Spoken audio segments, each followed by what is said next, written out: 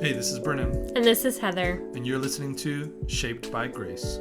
God calls us to live a holy life. But what exactly does this mean, and what does it look like on a daily basis? So, our hope is to explore how we are being shaped by grace through the good news of Jesus. So, let's get into it.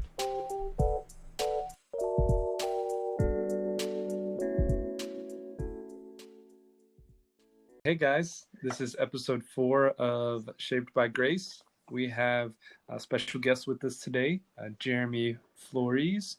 If you haven't seen our Instagram interview, we would love for you to go check it out and show Jeremy some love. Today, we are hopping into a new series about relationships. And I'm pretty excited. We're going to talk about how to honor God with our relationships, and then we're going to get into some specifics on singleness. You ready? Yep. Yeah, let's do this thing. Sweet.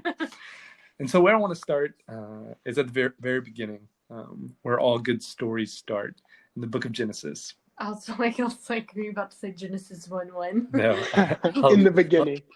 In the beginning, a long time ago in a faraway planet. No. Genesis is a great place to start. We learn a ton from the first 3 chapters of Genesis. And in chapter 1, we see this beautiful creation story of God creating everything. And we see him set up everything for success. And he calls it good. And so it's interesting why he calls it good, because what he's created is used for a specific purpose. And so he creates the water, and then he puts fish in it. And so water helps fish live. And then he creates the sky, which is good for birds, and the earth, which is good for animals. But then on the last day, he creates humanity. And he creates Adam, and Adam, he realizes that it's not good for Adam to be alone. And so he creates Eve. And so we see the first human-to-human relationship. But all these things are there to honor God. And as humanity, we're made in the image of God, and that's our job. And so today we're going to talk about how do we show the image of God in relationships, and how do we honor him by living a holy life in singleness. So let's get into it. What do you think, Jeremy? Let's talk about relationships first, because I know we wanted to kind of hit on that. What makes a good relationship? Yeah, I feel like prefacing this with not just dating relationships is a big deal. Like friendships or work relationships or whatever it may be. They all should be God honoring in whatever way. Absolutely.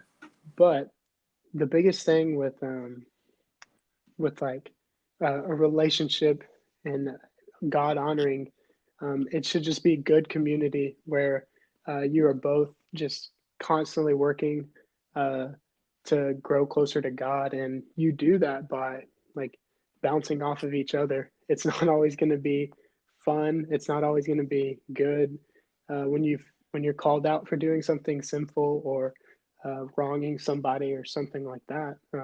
But it is good in the long run, and that's how you grow. And it's just growing with one another while you grow closer to God. Yeah, I think you hit it right on the head. Jesus, right before he ascends into heaven, gives the Great Commission, and he tells us to go and make disciples. And making disciples is a relational thing. Like, you don't make disciples out, digging into the lives of one another. You can't make real disciples by just staring at each other. Like, you have to be relational, and I think that's a key point. And no matter where we are in life, like, we're called to do that. And I think that's a good way to honor God, to see every relationship as a potential avenue to disciple and to bring that person closer to God. Mm-hmm. What you think? I agree with all the things. Yeah, I have something I could share real quick. Yeah, go ahead. There's a professor at Ozark who wrote a book on evangelism, and we took this evangelism course and we used that book. And in the book, he did his research, and one of the facts in the book was um, talking about evangelizing to the lost, and it showed percentages of like what the people, like what people took from what like group that evangelized to them. So, for example, it was like the church. It was only like a 20% um, in out of 100%. So 20% of it was from the church directly.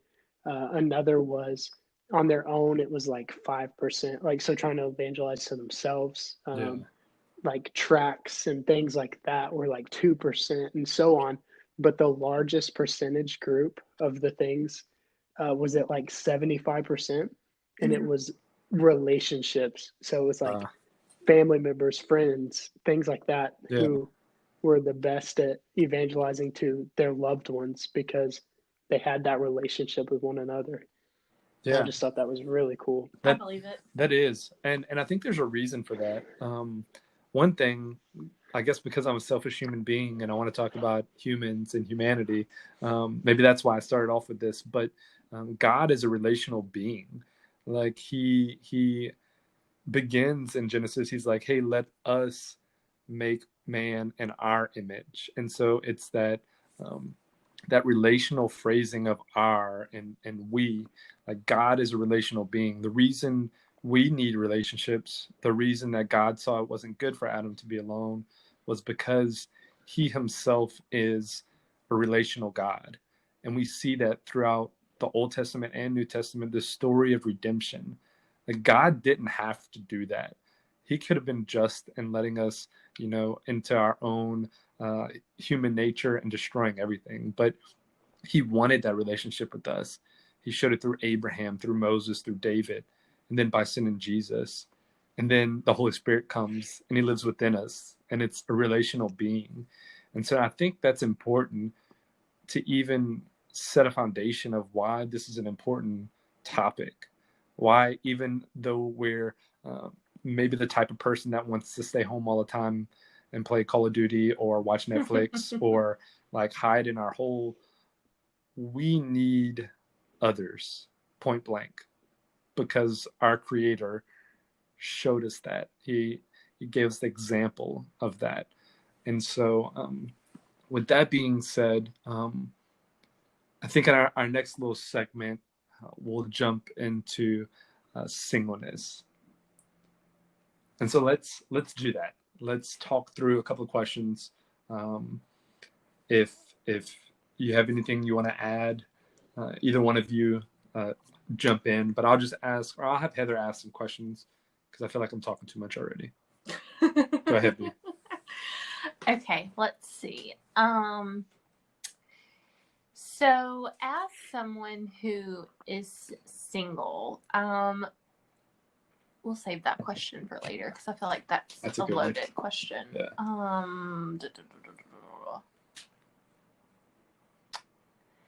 How do you approach friendships with with girls? Ooh, girls. Like as a single guy, I know you work with a lot of people, and there's a lot of people your age at the church you're at. And so how would you say you approach friendships with girls? Yeah. Ladies. No, that's a big topic because even so, I went to Ozark Christian College, and if any Ozark students listen to this, they can affirm this to a T. Like you could not be friends with a girl at Ozark without everyone assuming you were already dating, and they were like, when is the wedding? What, like all of the above. Like that was such a big deal. But we were like, you had friends who were girls anyway, and people just assumed what they wanted to assume. But the biggest thing was like doing it in good community and in groups. Yeah. And so the same with like now at the church I'm at. Um, I have a lot of friends that are girls, like through the residency and through the staff and stuff like that. And it's like, yeah, we hang out a lot. We play games together, do things like that. We go places together, but we always do it in a group. Mm-hmm. It's so And it's, interesting, like that's the culture at a Christian school. I wonder why that is. Like, dude, I couldn't tell I you. I wonder if it's don't just know. because like our culture in general, um, I don't know, like the Christian culture is get married young, and so every opportunity. I don't know. I don't know, It's because weird. when I was I went to Louisiana Tech for my last 3 years, and it was the same. Like, if you hung out with a guy or anything of that nature, like one on one, people automatically assumed that y'all were dating or that there was something going on. Like, I think it was just the Christian culture. That you couldn't be friends with the opposite sex unless you were attracted to them, or like Yeah. wanted to put a ring on that. Right. Yeah. Yeah. I mean, and I feel like I'm guilty sometimes, like with talking with you, but in a different way, like because I feel like we disciple each other. Is if you've talked about a girl more than once, I'm like, all right, what are your intentions, type thing. But like, I don't know, you're really good at telling me like, hey, this isn't a thing. Or there'd be some times where you're like, I don't know yet. I'm just trying to figure it out. And I'm like, that's good though. Like being intentional about relationships, because I mean, girls are better at a lot of things than guys are. You know, we were created by the same God, but we're complementary to each other. Like, and that's good to have other friends of the opposite sex when you're single. Yeah. Yeah. If I only had guy friends, I would not be the person I am today. So it's like there are so many things that women bring to the table that a man would never think of. For sure. And so there's, I mean, it's essential to who we are as beings to like bounce off of each other. Yeah. So Yeah. um, I think it's healthy to have both, uh, like friends of both genders. So Absolutely. And as in our circumstance, like working in ministry, I mean, most of my volunteers are women. You know, I'm married, but like, if I didn't have friends that were girls growing up, like I wouldn't even know how to approach certain issues, like with, maybe discipline, as far as like, hey, I need you to do this, and this is what you're not doing. Like if I didn't know a woman and going in there really rough, like you can damage relationships like that. And so I think that's a good point that you made, that it is important for you to have relationships with the opposite sex. um, Here's another question I'm gonna throw at you. So do you view singleness as a gift or as a burden? Both? Or in what ways, like, do you see it as a burden or a gift type thing? I'll be completely honest and vulnerable. Both for sure. Like, I mean, probably more oftentimes than not, is it a burden because all of my friends are dating or married at this point. I'm one of the like three residents out of 16 that isn't in a dating relationship or married. So sometimes when I'm home alone at night and I don't have friends to hang out with because I just moved to a new city or whatever it may be, it's like, man, I wish I was like, I had a girlfriend or a wife that I could just be with all the Yeah. time, you know? But um, it is also such a gift. And it's a gift for more reasons than not, probably, but mostly because though though you can grow with another person, I fully believe that like once you are together that you should constantly be looking to like run closer to God. Mm-hmm. But when you're single, it's all the more reason for you to just fully give your whole being to what God has in store for you. You can look at it in this way of like, say you think God may be calling you to a different state or country or whatever it may be, and your significant other has a great job where you guys live or Yeah. whatever, you know. And so it's like, what is it holding you back from, or um, what is it pushing you out? Like, what is it pushing you to do? Um, but either or, singleness or not, um, there's so much growth involved in both. And I think as a single person, there's just so much more of that. Well, okay, you have more time to spend with people, like Yeah. making disciples and uh, being at the church working, or just doing different projects and things like that, trying to further God's kingdom. And, Paul Then talks about that in 1 Corinthians chapter 7. He's like, single people don't have a family to worry about. And I think that's really important. And I think some of my favorite times with you is like you just come and hang out at the house, and like you didn't have to check with your girlfriend, or you didn't have to like worry about uh, being an inconvenience, because you just had time. Like, and you got to see how our family works and how we honor God within our marriage. And I think that's good for single people, which leads me to the next question that Heather's gonna ask, number 4. Okay. So if you could give another single person advice on how to honor God in singleness, what would it be? I think the biggest thing is that time. So let's see, if you like haven't been single for long, or okay, so if you've been single your whole life, or if you've had a significant other and then you're single now, you'll know what I'm talking about. But you would have friends or something that you couldn't hang out with because you had been with your significant other, like you were just pushing off relationships left and right because you were focused solely on this person. And so instead, when you're single, you have time for really strong relationships with your friends, your community, the people you hang out with every day or every other day or whatever it is, the people you talk to on the daily. Those people should be poured into daily. Mm-hmm. And it should, but the thing is, it has to come from an overflow of what you are doing by yourself. Yeah. That's Like good. you can't feed them or pour out of your cup if you aren't feeding yourself and filling your cup in whatever way that may look like for you. Yeah, I think you hit on something that could be a potential, danger for single people is not are using that time to invest in others because you're codependent on others, if that makes sense. Like you find your worth in your friends. And so the reason you want to hang out is because it makes you feel good, type thing.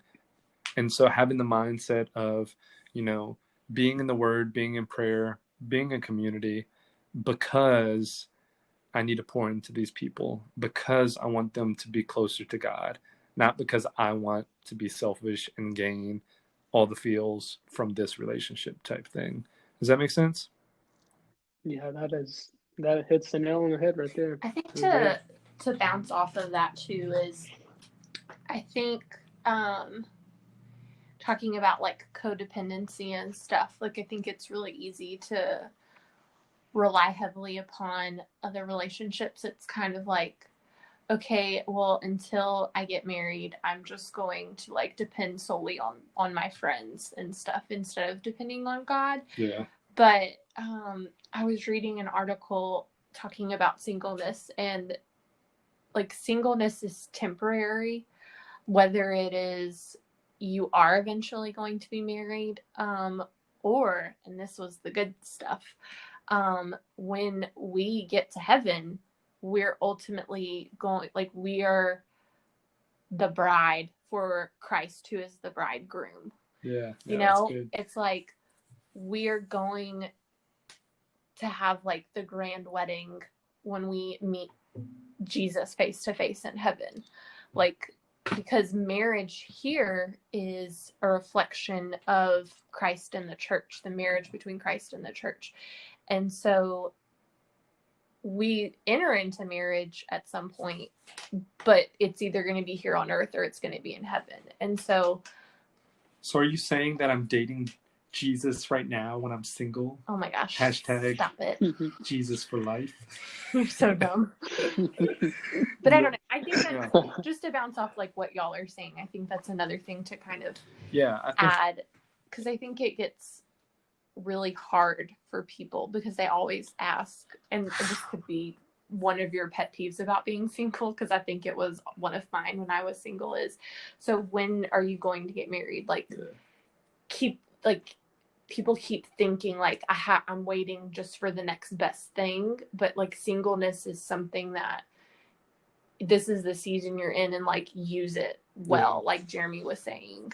And at the same time, I think to add on to that, like, if you're being single because you're afraid of marriage, Ooh. then you need to check yourself before you wreck yourself, type thing. Oh my gosh. Like, I feel like in today's culture, we want to wait until we're in our 30s to get married because, you know, career is more important than anything. I want to have the nice car. I want to, you know, have the nice clothes. I want to, you know, get all the animals and they'll be my babies, type thing. And so you're getting a glimpse of what marriage could be like without the actual God-given benefits of marriage in a way.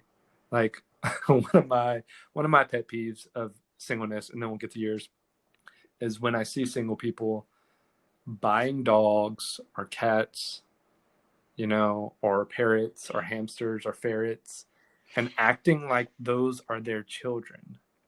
Now, I love Chester, but when I had a kid, Chester got put on the back burner. Chester literally hung outside for an hour and a half in the dark because I forgot about him, because I was handling my own child. But like, they want that responsibility of a kid without having a kid, and that's dangerous. You know, I think that's avoiding what God has put on your heart, type thing. And I really honestly don't think that a lot of people are called to singleness. And that's my opinion. I think that most people are going to be called to marriage. We live in a very sexualized tension society where we need that intimacy, and you find that only through marriage. And so, man, if I had to give advice to somebody who's single, if you know other Christians of the opposite sex and you want to get married, like, start intentionally dating. And when you connect with one, put a ring on her finger, get married, and have babies. Like, quick, do it. It is. I've just left those stages not long ago, and it's fantastic. You know, we're about to pop. I wish it was that easy. Yeah, it is, man. Once you find it, I'm telling you. Like, ask Heather. Whenever she showed up at Jason's deli, and she sat across from me, I was like, it's game on. There was another dude there with us. We were in a group. He was trying to talk to her. I was like, no, homie, she's mine.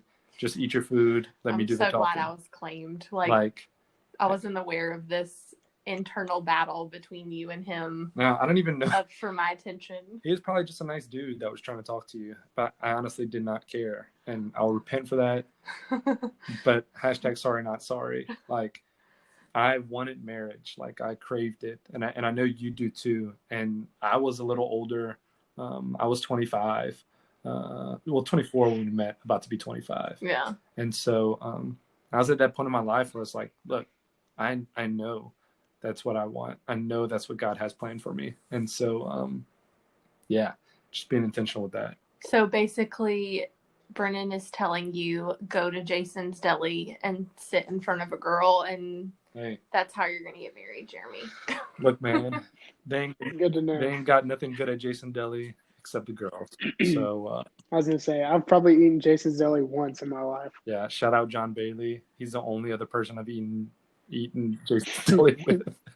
All right, next question, and I think this might be one of our final ones. But as the church, you know, we're supposed to support every individual in life, and as a pastor, I want to do my best to shepherd everyone.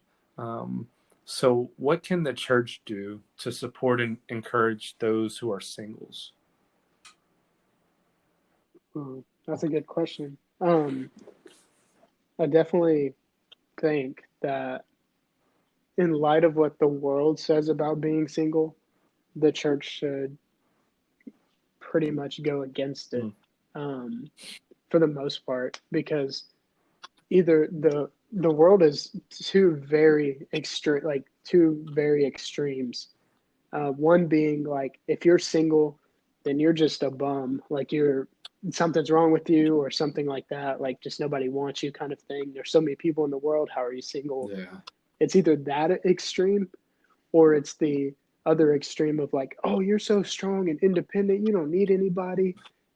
Look at you making money and doing you by yourself, and like going out all the time, stuff like that. So like those are the two extremes of what the world says. But the church, like the capital C church, should be uh, intentional with like, hey, it's okay that you're single, and you may be single forever. Like who knows? But if you're not, your goal now is to just be the best you can be, uh, or like who God wants you to be. So when you do meet that person, they are meeting the person that God wants them to meet, and not a shell of that person. Yeah. And so, um, with that being said, like there are churches, and so this is getting more into like the building of the church, like the lowercase c, uh, like singles groups, and being intentional with like married couples like you guys, and so many others, of like pouring into the single people in the church and making sure that like they are being single the right way, in quotes, whatever that Yeah. means. Um, but just being like pure of heart and making sure they're making great decisions and solely relying on God. Because we were talking about codependency earlier, and it's like codependency is such a bad thing in most ways, but like even when you're married, you shouldn't be codependent on your partner. You should both be dependent on God. Yeah. Mm-hmm. That's good. And through that everything is fulfilled. And so if you can't be fully dependent on God single, you'll never be fully dependent on God in a relationship of any No, kind. that's right. And once you get married, your flaws are out there. Like you can't hide anything. They're magnified. Yeah, Magnified. by a million. Like we know from experience type thing. But you said two things that I'd like to hit on real quick is one, um, when someone is single, like the world, they give you that identity, like your identity is in singleness. And I think for the Christian, like if your identity is not in Christ, not in God, then something's wrong, and you need to look at yourself. If you're bragging that you're single, or if you're like if you find comfort in being single, like you need to reevaluate your relationship with Christ. Like it shouldn't be all about that. And then two, you talked about purity, and I think Psalm 119, starting in verse 9, says it um, perfectly. It says, "How can a young person stay on the path of purity? By living according to your word. I seek you with all my heart. Do not let me stray from your commands. I have hidden your word in my heart that I might sin against you." And then he goes on, "Praise be to the Lord. Teach me your decrees." And so, like, the whole idea is just to be overwhelmed with who God is, to be in his word, to pray with to him, to be in community with other believers. Like that is how we stay on that path to purity. As a single person, just being engrossed in everything God and running towards him with everything we have. Mm-hmm. Hey, that'll preach right there. Yeah. And I think, like, just to kind of add like a female perspective too, I think for women,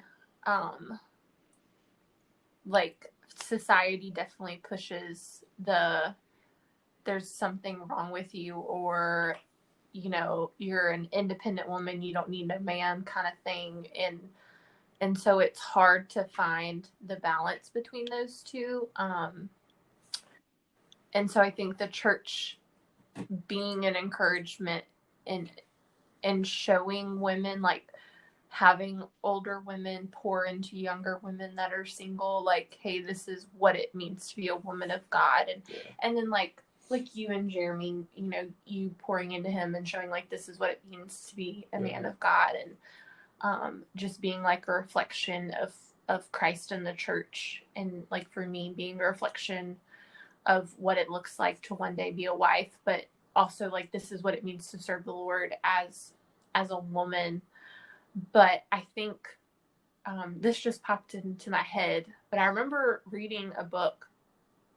It wasn't about dating, but it was talking about like being pure, and like one of the ways to be pure, because we always go to the physical stuff when we think about purity, but it's just so much more than that. It's purity of mind and emotions and spiritually, and emotionally it's really hard for girls. Like we're very emotional beings. Like I know guys it's more of the physical aspect, but for women it's very hard when it comes to emotional stuff. And I think, and this is just advice for guys and for girls, but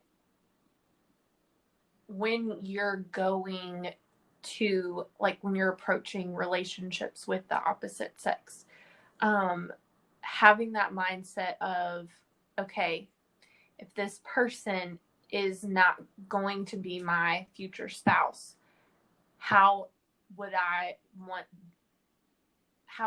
them to be treated, type thing. Yeah.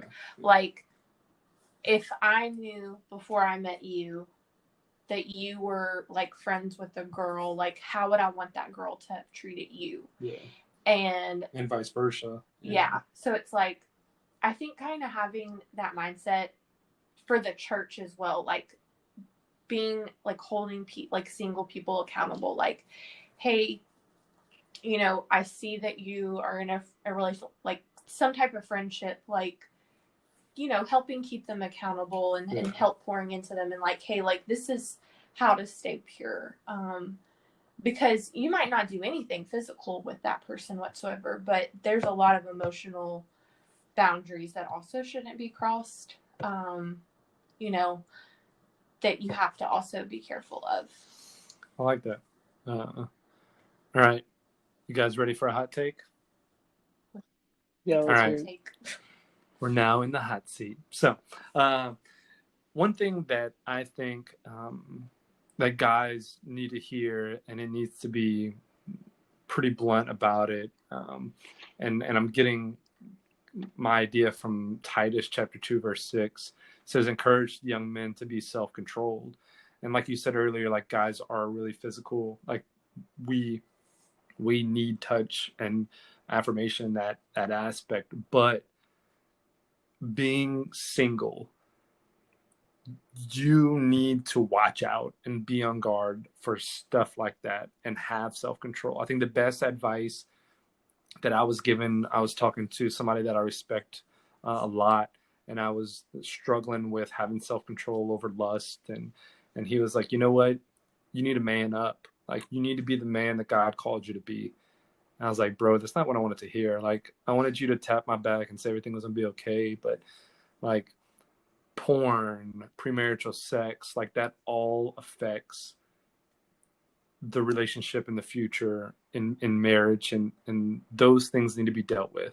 And the best way you can deal with those things, if you haven't done those things, is to continue in self-control. And if you have done those things, to really seek out somebody to talk with about those things, and be held accountable by somebody that's discipling you, because you don't want to bring those things into a marriage, because it will ruin that addiction will kill any relationship. And we see that in scripture, in the Old Testament, when sin creeps in, relationships are broken, not even in like a marriage type of situation. Cain kills Abel because of sin. We see later David kills Uriah because of a sexual sin. And so, guys, be on guard. be controlled, but you can't do it alone. You need God, like, and that should be your anchor type thing. But yeah, thought I needed to throw that out there. It's been thrown. It's thrown. Can't take it back. But anyway, you got anything else you'd like to add, Jeremy? No, I don't think so. I'm just happy that I got to do this. Thanks. It's really cool. Thanks for doing this. Yeah, thank you. You know, we've been back and forth talking about it all week, and so thanks for putting in the time to do that and think about this. I think that those who listen will be blessed by this, and hopefully encouraged to, if they are single, hold true to who God is and put their identity in Him. But we appreciate it, man. Yeah, I need a preface though. It's like I'm single, but I'm not like I'm still growing. I don't do all of these things perfectly. It's easy to talk about. It's easy to say. But I mean, I struggle with a lot of different things all the time. So it's like, no, I'm constantly growing and constantly learning. And so, man, I'm on this journey just like most people are. Yeah. So and that's why we want to do this podcast. And I think I'll end with this. Ladies, Jeremy is single. That's where I thought Jeremy was going with it. Like, no, I'm single. He's not gonna say it, but I will. I live a long way from you guys. It doesn't matter. Our audience could be very vast. There could be somebody in Louisville, Kentucky that listens to this, and they'll be like, I didn't even know he was in Louisville. Look, guys, I'm not trying to be stalkerish, creepy type thing, but, you know, my boy Jeremy's a stand-up guy. A girl is going to show up to Jason's Deli, sit at a table, and wait for you. Wait for you. Dude, I don't know if I'd be flattered or creeped out. Or Chipotle, because you go to Chipotle all the time. Yeah, it's gonna be. You wouldn't catch me in the Jason's Deli. Dude, I feel like if you met a girl in Chipotle, you would ask her to marry you right then and there. Like, I'll be at Chipotle tomorrow for lunch, so we'll see what happens. Man, that's good. Hey, you know we're not releasing this until Friday, so you might want to. He'll be there Saturday. He's there every day. I'll be there Saturday too. I'll be there every day. And probably Friday too. I'll probably eat Chipotle while I'm listening to this. You know what I just pictured is Captain America at the very end. You know, he's sitting there with his shield. I just imagine you sitting there with your Chipotle, like just waiting. Oh yeah, so like I live my life. Oh man, but yeah, hey, thanks, man. I appreciate it. But yeah. I'll be in touch, man. Thanks for coming on. Appreciate it. Yeah, thank you, guys. Right. I love you guys too, so man. much. I appreciate it.